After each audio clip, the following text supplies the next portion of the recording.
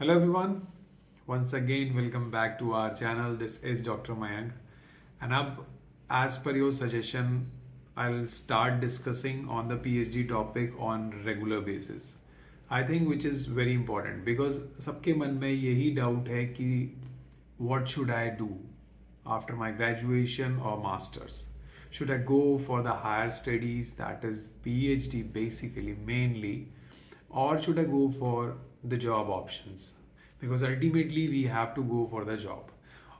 तो सबसे ज़्यादा यही दिमाग में होता है कि अगर हमको जॉब के ऑप्शंस मिल जा रहे हैं तो क्या हम रिसर्च के लिए जाएं, और is it the wastage of time. सबसे ज़्यादा दिमाग में लोग आता है कि PhD is just a wastage of time और हमारा पूरा करियर निकल जाएगा and once PhD will be finished then we will all finished. ऐसा होता है क्या? अगर ऐसा आपको लग रहा है तो प्लीज़ मेरे को कमेंट ज़रूर करो. हम next discussion definitely with proof and example I present in front of you. अगर आप लाइव बोलेंगे so we'll discuss on live, और otherwise definitely I give a proof and with solid work plan कि क्या करना है. अभी हम बात करते हैं like if you guys are choosing the topic to go for the higher studies, which is the PhD. Either you'll choose India or abroad, that is your choice. जो भी मिल जाता है well and good, बहुत ही अच्छा है. बाहर मिलता है तो बहुत अच्छे ऑप्शन है. इंडिया में अगर ऑप्शन मिल रहा है तो भी बहुत अच्छा है. अब लोगों के और भी डाउट होते हैं कि लाइक सर इंडिया में अगर हमारे पास ऑप्शंस की कमी है so can we go for PhD in private. अगर ऐसा डाउट है तो प्लीज़ मेरे को कमेंट ज़रूर करो. तो मैं प्राइवेट के बेस्ट ऑप्शंस और उसके स्कोप की, कुछ लोगों ने ये पूछा सर प्राइवेट में करने के बाद हमारी कोई भी वैल्यू नहीं रह जाएगी.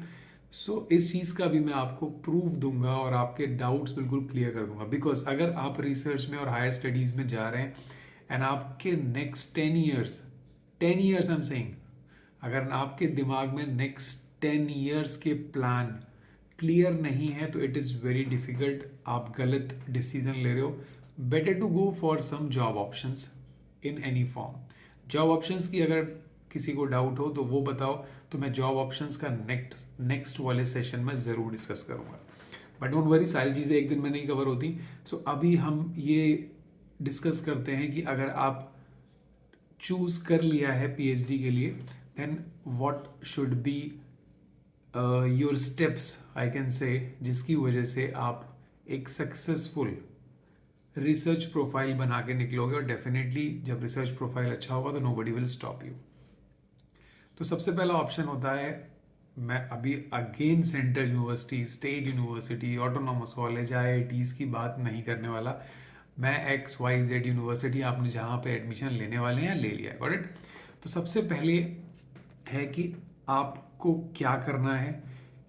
जो टॉपिक आपको चूज करना होता है वही आपके नेक्स्ट 5 ईयर डिसाइड करता है कि आप यार फंसने वाले हो या फिर बहुत ही इजीली इस PhD को मैं बोलूँगा एक समुंदर से निकलने वाले हो. Got it. होता है ना ऐसा. तो सबसे इम्पॉर्टेंट है about the topic which you choose.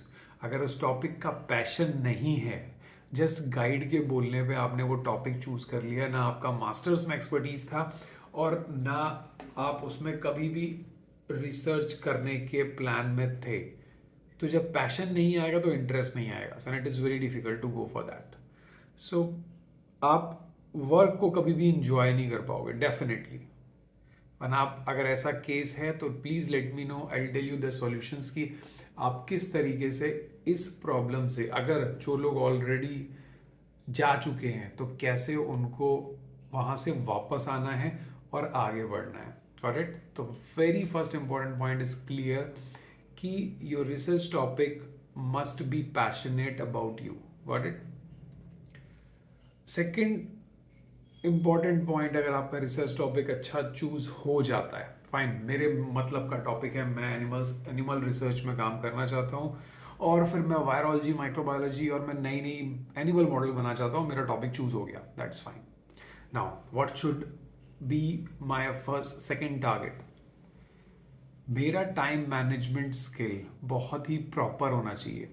I have seen in many students, my को सुपरविजन में जितने स्टूडेंट हैं सबके साथ यही प्रॉब्लम है कि उनका टाइम मैनेजमेंट सही नहीं है। जो ऑब्जेक्टिव्स बनाए हैं, सिनॉप्सिस बनाई है, वो डेडिकेशन नहीं दे पा रहे जो उन्होंने प्लान बनाए हैं। सो आपका जो टॉपिक है उस टॉपिक पे बेस पे अपने ऑब्जेक्टिव्स डिज़ाइन करिए, और सबसे इम्पॉर्टेंट है कि एक शेड्यूल बनाइए।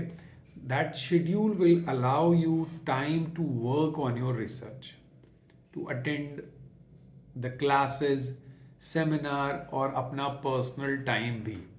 ऐसा नहीं है कि रिसर्च में अगर आप एंटर कर गए तो आप एंटर ही कर गए, उसके बाद ना घर से मतलब है, ना फ्रेंड से मतलब है, ना अपनी हेल्थ से मतलब है। So time management is very very very important. Third third very important, stay organized. Very important. होता क्या है, हमको दो ऑब्जेक्टिव मिलते हैं। हमारे जो सीनियर्स हैं उनके एक ऑब्जेक्टिव होते हैं, जो हमारे जूनियर्स हैं उनके दो ऑब्जेक्टिव्स होते हैं। फिर कुछ लोग और सजेस्ट कर देते हैं कि लाइक ये एक्टिविटी तो कर रहे हो, इसको भी कर लो। 99.9% ऐसा होता होगा, और अगर ऐसा किसी के साथ हो रहा है और वो इस प्रॉब्लम से नहीं निकल पा रहा है, देन जस्ट कमेंट मी और मुझे बताओ। आपको गाइडेंस की ज़रूरत है, दैट्स इट। इसीलिए ऑर्गेनाइज्ड रहना बहुत ही ज़्यादा ज़रूरी है। करेक्ट। नाउ द फोर्थ, अगर आप ऑर्गेनाइज्ड भी हो गए, आपने टाइम मैनेजमेंट भी चूज अच्छा कर लिया, आपका रिसर्च टॉपिक भी अच्छा हो गया, तो क्या आप अपने से सारे काम खत्म कर दोगे बिना गाइड के? Not possible. So the next important is communication. With whom? With your advisor, supervisor, co-supervisor, which very important। आप उनको रेगुलर कम्युनिकेट करो regarding your work, regarding your track record, कितना हो रहा है कितना नहीं हो रहा है। नेगेटिव रिजल्ट्स आ रहे हैं, जो भी आ रहे हैं उसके लिए डरना नहीं है, वो आपके गाइड हैं। कम्युनिकेशन बहुत ज़रूरी है अपने गाइड से। आपने कम्युनिकेट भी कर लिया, सब कुछ काम अच्छे से कर रहे हो। नेक्स्ट जो करना है आपको अपना रिसर्च प्रोफाइल अच्छा करने के लिए, वो है कॉन्फ्रेंसेस एंड सेमिनार अटेंड करने हैं ज़्यादा से ज़्यादा। उसका बेस्ट तरीका क्या होता है, आप जिस यूनिवर्सिटी में हैं कोशिश करिए उस यूनिवर्सिटी में जितने भी बेस्ट वर्कशॉप, सेमिनार, कॉन्फ्रेंसेस हो रहे हैं आपसे रिलेटेड, उसको अटेंड कर लो। वो नेशनल, इंटरनेशनल, स्टेट लेवल जो भी हो। फिर अपने एरिए, अपने यूनिवर्सिटी के जो एडजेसेंट सिटीज़ हैं जिसमें ज़्यादा दूर नहीं जाना पड़ रहा है, उनको अटेंड करने का कोशिश करो, because that will be easy for every one, because travelling is like a difficult task. तो कोशिश करो जितने नेशनल, इंटरनेशनल कॉन्फ्रेंस और कम से कम 2-3 वर्कशॉप आपके वर्क से रिलेटेड ज़रूर ज़रूर हो जाए। Got it.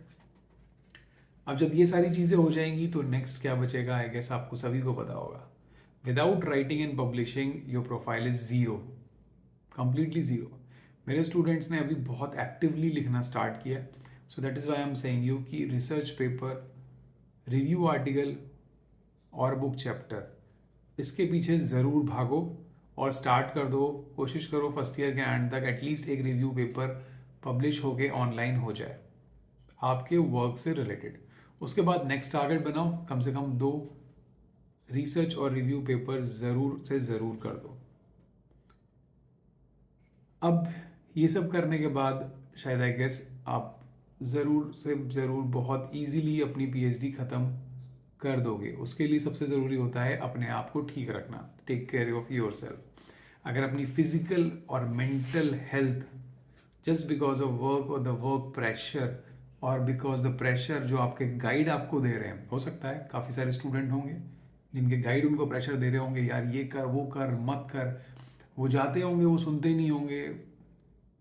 बहुत सारे सबके मैसेज पड़े हुए हैं कि नहीं रिस्पॉन्स मिल रहा है, कोई गाइडेंस नहीं मिल रही, ना को गाइड हेल्प कर रहा है ना गाइड हेल्प कर रहा है। So if this is the case then it will disturb your mental health, physical health. So eat properly, do a regular exercise and stay active, stay motivated. Because जब आप healthy रहेंगे तो definitely जो objectives हैं उनको clear करने के लिए भी बहुत ही मोटिवेटेड रहेंगे। तो उसके लिए आपको मोटिवेटेड रहना पड़ेगा कैसे भी।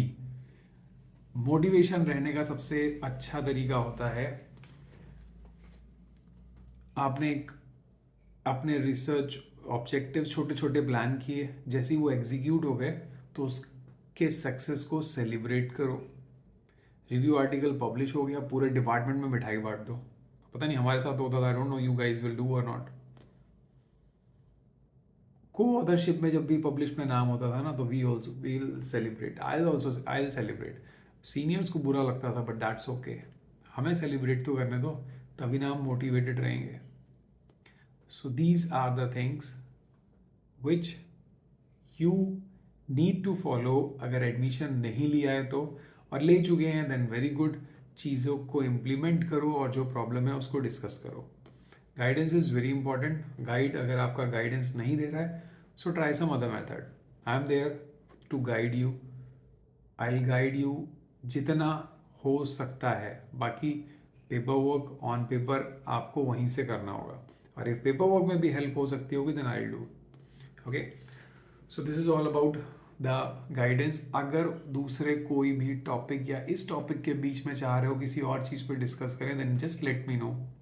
कमेंट कर देना, टेलीग्राम ग्रुप पे मुझे मैसेज कर देना, बिकॉज ये मैसेजेस मेरे आए हुए थे, तो मैंने सोचा कि लाओ एक छोटा सा डिस्कशन करते हैं, उसके बाद हम इसको कंटिन्यू ज़रूर करेंगे। But I just need your response, then only I continue and open the secrets. Got it? So take care of yourself, just be happy, stay motivated, and enjoy the research work. Thank you so much for watching. Subscribe पहले कर दो, उसके बाद like कर देना। That's all.